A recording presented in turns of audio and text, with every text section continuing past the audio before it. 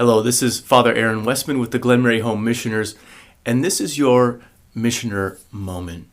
My brothers and sisters, what is one of the greatest scandals facing the body of Christ today? I would argue that one of the greatest scandals facing the church today is that there are divisions in the body of Christ. What do I mean by this? I mean that we as Christians are not united. We come from many different stripes and denominations, but what is perhaps even worse is that sometimes between these different groups, there is animus and even hatred. We see Christians of other denominations as a threat, and sometimes even worse, as our enemies.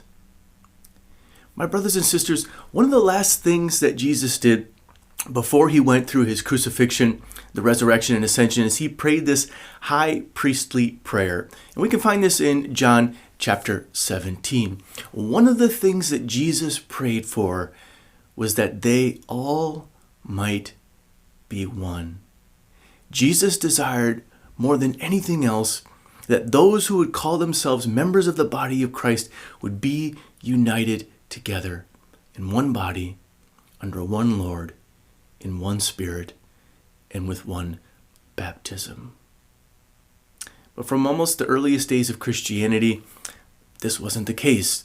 We hear Paul writing to the Corinthians in this weekend's second reading, and he says, "Let there be no divisions among you."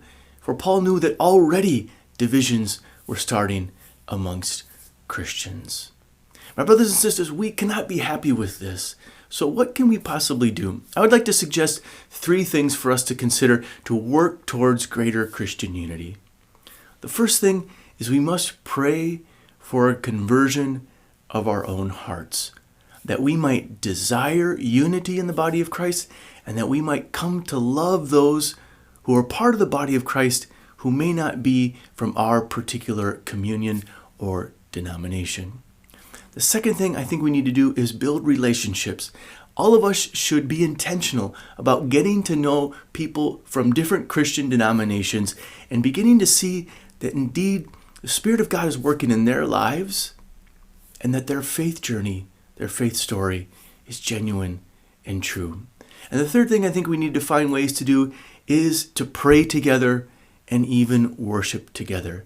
Oftentimes there are ecumenical services that we can attend, not replacing the Mass that we go to, but seeing this as also part of our call to be Christians in the body of Christ. My brothers and sisters, Jesus prayed that they all might be one. Let God's grace change our hearts and change the body so that no divisions would exist.